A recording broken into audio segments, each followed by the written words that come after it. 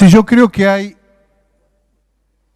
fundamentalmente, más allá de la discusión en torno si era necesaria una ley sobre la base de una ley ya existente, si era necesario un decreto, si era necesario, y creo que nadie duda que este gobierno tomara las medidas que se requiere, yo creo que estamos ante un hecho político significativo, que es la carnalidad en la visibilidad del hambre.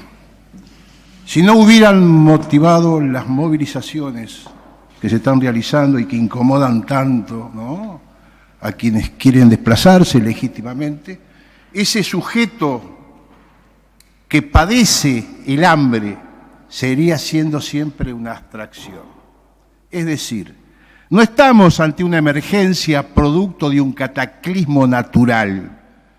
No hay inundaciones, tsunamis, erupciones volcánicas, terremotos que quiebran la infraestructura de transporte o la producción de alimentos. Estamos ante un dato de naturaleza política, el hambre en la Argentina, sobre la base de los datos que se han cansado de repetir los senadores. El hambre en la Argentina, con los recursos que tienen, es una construcción política.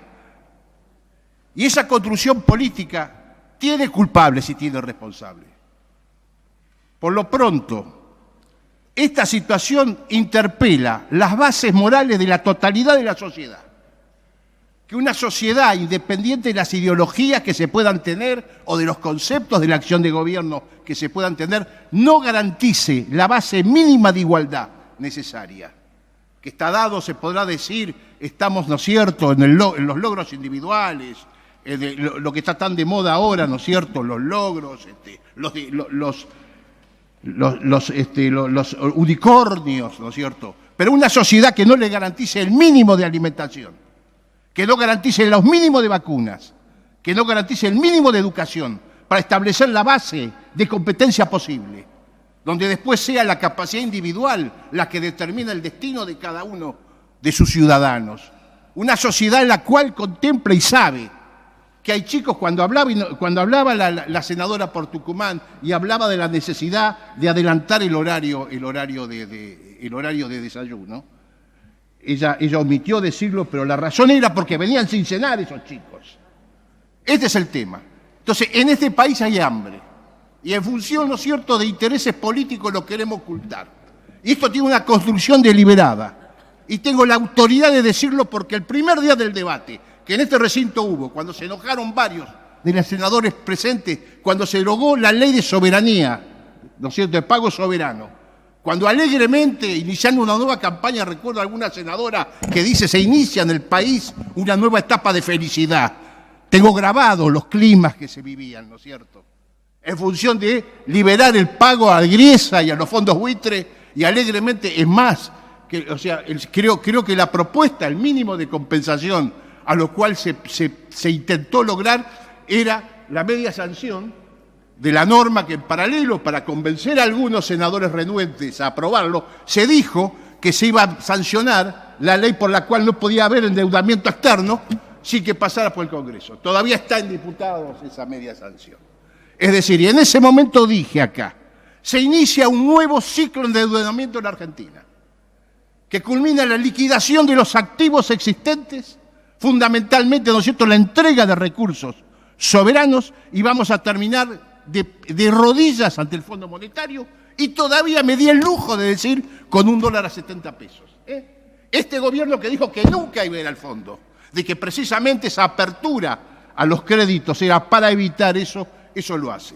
El cinismo en el cual esto se ha desarrollado, que lo expresa el payasesco ministro de Economía, Duhovne, que tuvimos.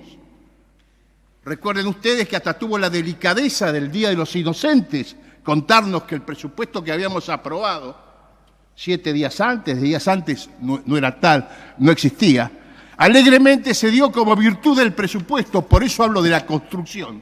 Se nos dijo que el mérito de ese presupuesto, que era el presupuesto de la historia, que mayores asignaciones tenía para combatir la emergencia. Es decir, porque ya no es crueldad, es burla. Es venir a decir que el mérito de esto es los remedios que vos vas a dar en función de la enfermedad que vos causaste. Ese fue el tema. Entonces, cuando se dice, cuando Mota pone a estos muchachos con las planillas y le dicen, a ver, el gasto público. No, dicen, no, pero guarda, tranquilidad a la sociedad. No se van a tocar las partidas que tienen por objeto hacer frente a la emergencia alimenticia y a la acción social directa. Claro, es sencillo.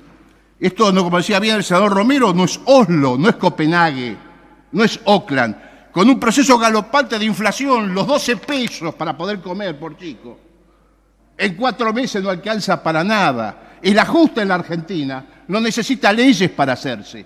El ajuste en la Argentina se hace directamente vía devaluación y vía dolarización de tarifas. Te saco la mitad de la plata del bolsillo al trabajador, al jubilado, y te duplico, triplico y cuatruplico todas las facturas de servicio. Y encima ahora este gobierno termina, porque hay que reconocer que el mejor equipo de los 50 años lo logró. Este gobierno hoy termina, ¿no es cierto?, con la dolarización de la harina.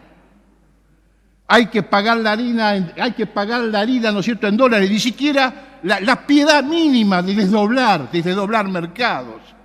A permitir hacer los negocios de exportación que hagan, bienvenido. Garantizarme mínimamente el suministro básico de la alimentación imprescindible a valores accesibles para el consumo popular. No son cuestiones de sabios, pero reflejan una ideología de desprecio a la gente, de desprecio al hambre, de desprecio al desigual. Vean, hoy de golpe además comenzamos en la necesidad de fidelizar la base votante. Nos encontramos que un hombre al cual nadie va a desconocer la inteligencia, Durán Barba. Es decir, básicamente porque su pronóstico en alguna medida tiene que tener un mínimo de seguimiento de la realidad porque vive de venderlos. Hizo una distinción el otro día de la naturaleza humana de los votantes. Para fidelizar la base de votos del gobierno, dijo que ellos son lúcidos, inteligentes. Y mientras de que el voto que de Alberto Fernández es un voto básicamente, ¿no es cierto?, de cuentapropistas, de dependientes de prebendas.